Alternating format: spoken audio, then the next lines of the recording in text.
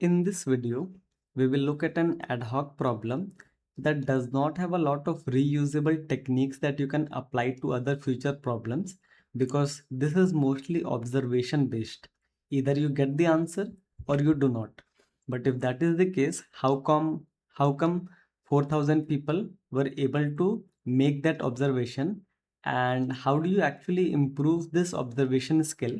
Because if you even if you solve this problem, I can guarantee you that you might never see a similar problem in future. So if that is the case, how do you even improve on these kind of problems?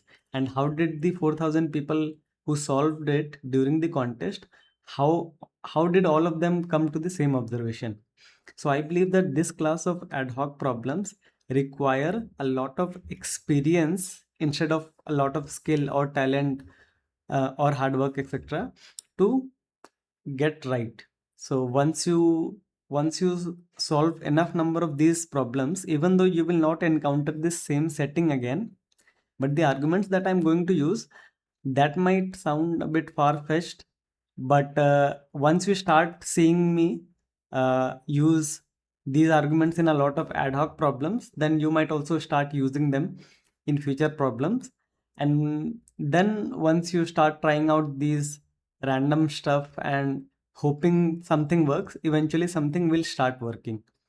So you'll see what I mean when we talk more about this problem. So let's start with the problem description. So it says that you are given two arrays. This is A, and suppose you are given a permutation P. The array A can contain positive as well as negative integers.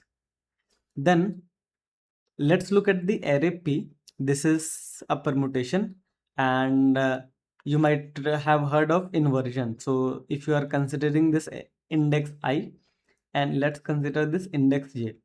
So we say that I and J are inverted if I is smaller than J, but the value over here is bigger than J.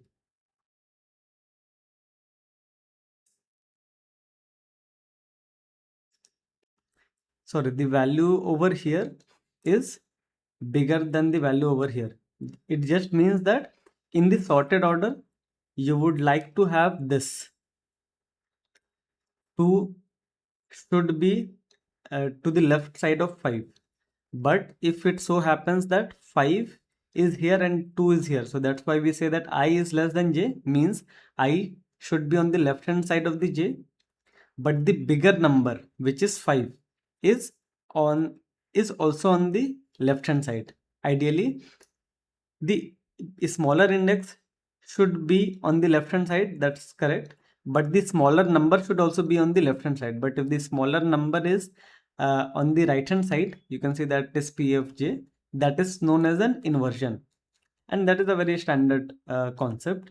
Then we say that if this pair I and J are inverted, then this pair will contribute this sum, this element sum plus this element sum plus this element sum, this and this, excluding this. Similarly, let's consider another pair. Suppose this is your I star and this is your J star. Then if I star and J star, if they are inverted, then they will contribute this sum plus this sum plus this sum plus this sum plus this sum.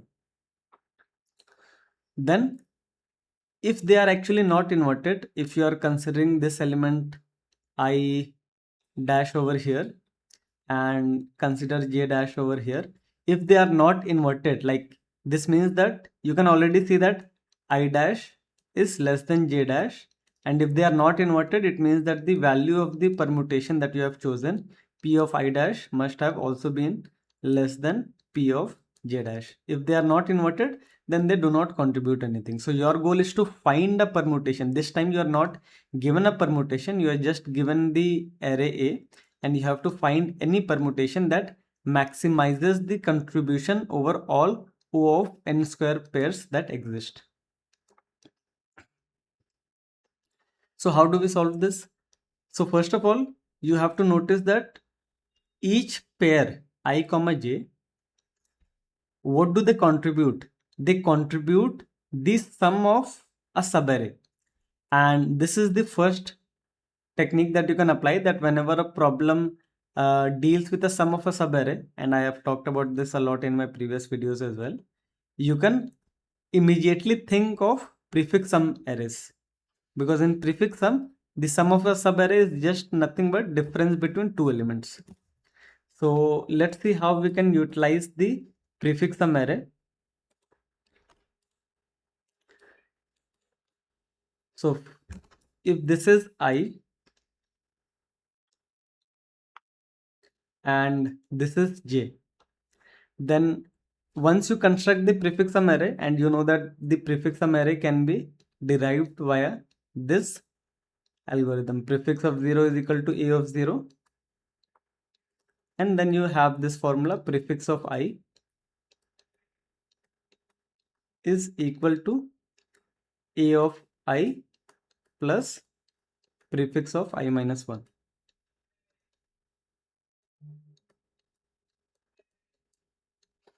So you have this formula.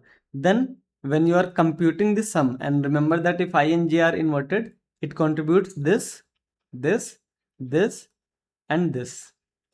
So what will be the contribution be if I and j are inverted?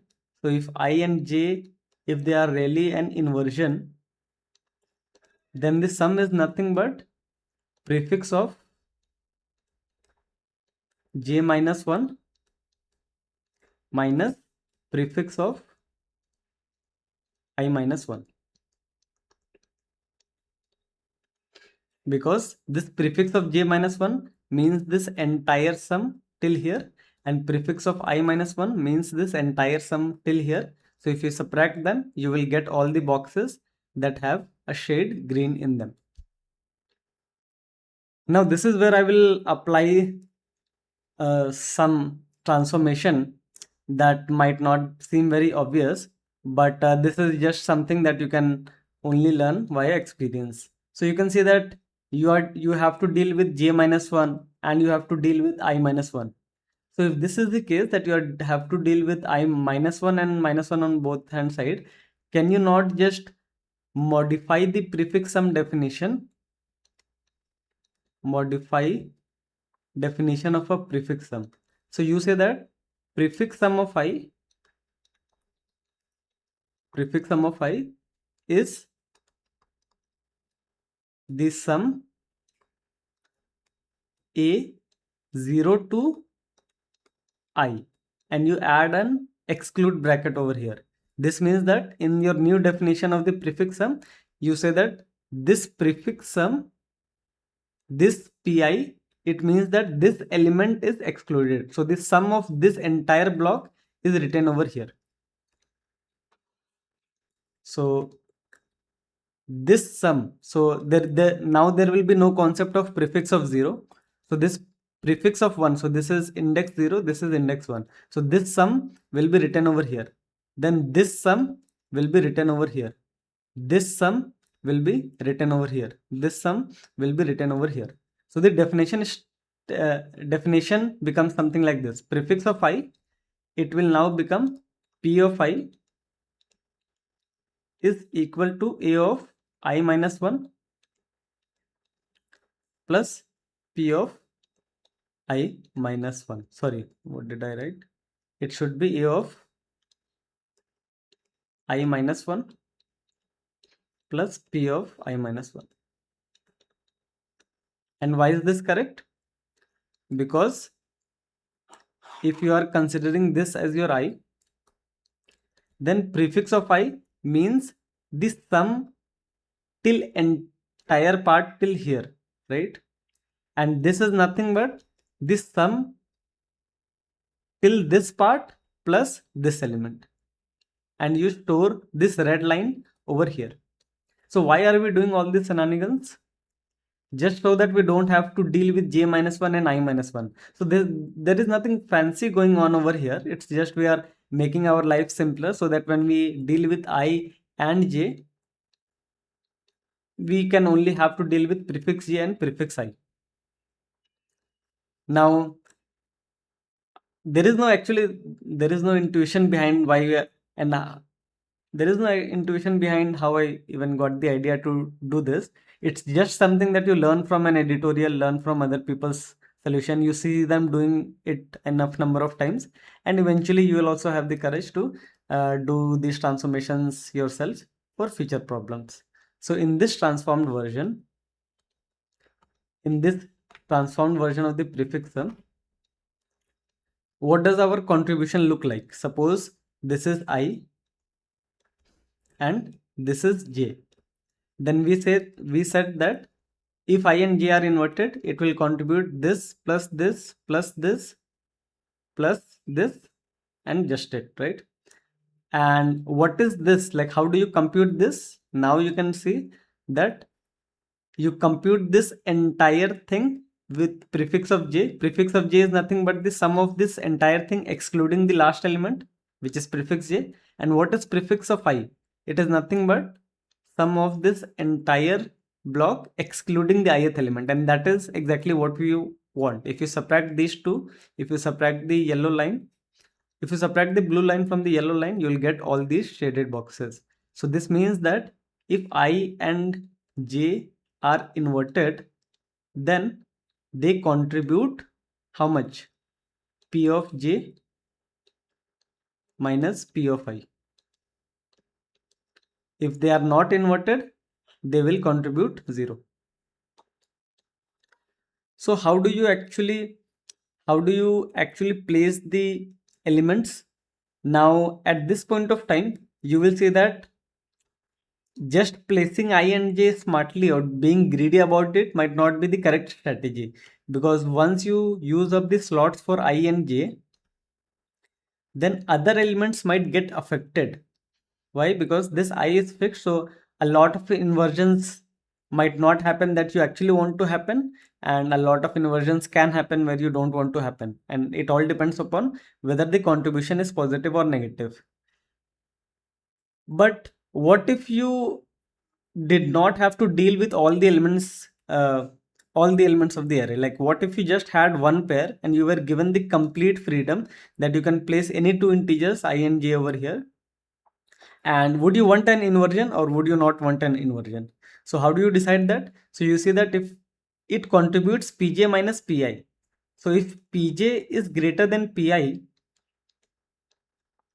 if pj is greater than pi, then this sum is positive.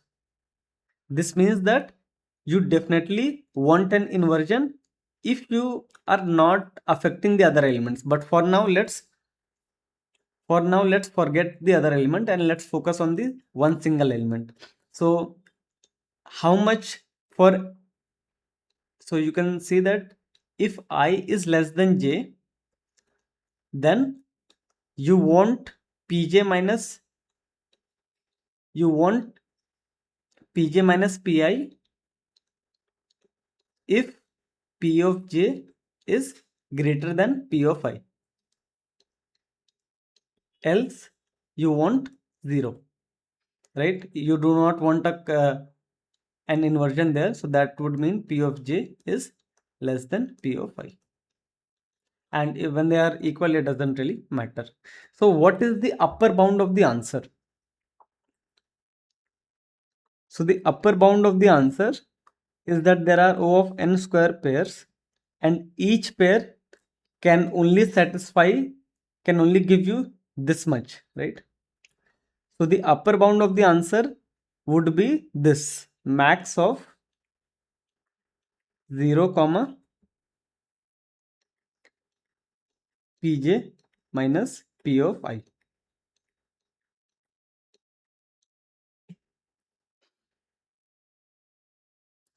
right? And by the way, this p over here, okay, just so that you don't get confused, let me let me write it as b of j, because this p can also represent, or let me actually write it as prefix of j, because this p can actually represent the permutation that you have. So this means that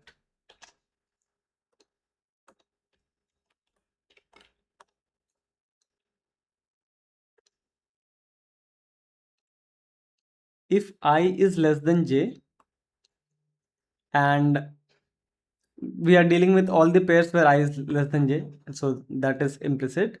But if you consider this I over here, and if you consider this j over here, so you check if prefix of j is greater than prefix of I. Ideally, what would you want? You want an inversion, right? Because we saw that their contribution is pj minus pi. So if this is the case, in an ideal world, if you just had one pair to deal with, you would want your array that you are creating, right? The permutation that you are creating, you want to create an inversion, right? So you want p of I is greater than p of j. And what if this is true? If prefix of j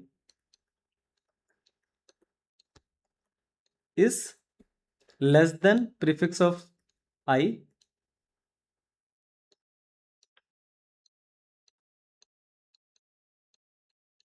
then you do not want an inversion. Why? Because their contribution will be negative, so you don't want to take a negative sum.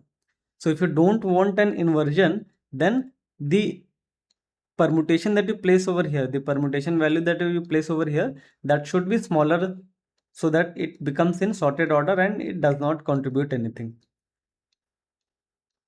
So this is what you want for a fixed I comma j, if given the chance. But you know that if you be greedy on a fixed I comma j, it might negatively influence the other pairs. So how do you actually find out the optimal strategy for placing I and j? So actually the optimal strategy is right on your screen. It just requires some sharp observation skills to see it. Because we said that the maximum contribution is nothing but this maximum of 0 comma prefix j minus prefix I. And if you can actually achieve this maximum, then you're good, right? You don't have to give me any complicated proofs or anything. So this is just like how a counter example works. If I have a theorem or a hypothesis, and if you show me just one counter example for which that theorem fails, you don't have to prove anything to me. So you can apply the same reasoning over here. This is the max sum that you can achieve. But if you can actually come up with a strategy to achieve this max sum, then you are good. Nothing else needed, right? And this is where the ad hoc part and the observation skills part of the problem comes in, right? So in this situations, you can, I mean, if you are experienced enough, you might try to take that leap of faith and say that maybe actually it is possible to achieve this sum. In fact, this happens a lot in bit manipulation problem, where you want to create a particular maximum XOR or something, and first you find an upper bound and you see that that upper bound is indeed achievable. If it's not achievable, maybe on the way you'll encounter some dynamic programming or some greedy ideas to uh, to be as close to the sum as possible. So if you can achieve this, because you want this condition for a single pair, but you know that if you be greedy and for a fixed pair, if you take this condition, then other elements would be violated. But if you want to avoid that, can you come up with a strategy to select this pi, to select all the permutation such that whenever this holds, this should also hold, whenever this holds, this should also hold? So take a minute to pause this video and think about what pi would you choose so that these conditions always happen in harmony. Like when this holds, this should also hold. When this holds, this should also hold. So like I said that the answer is right on staring at you right on your screen. You see that when this prefix of j is greater than prefix of I, you want pj less than pi. Therefore, if you have this strategy where suppose you sort the prefix sum array, you sort the prefix sum array, and suppose the sorted order is like, let's say 2, 5, 9, 22, 33, 100 and so on, or let's say -2, -5, -9, etc. And then you can simply do this assignment, like you do the assignment in reverse order, like 1, 2, 3, 4, 5 and 6. So this means that whenever you, for the largest prefix, you had already assigned the smallest permutation that was available, so this condition will always hold.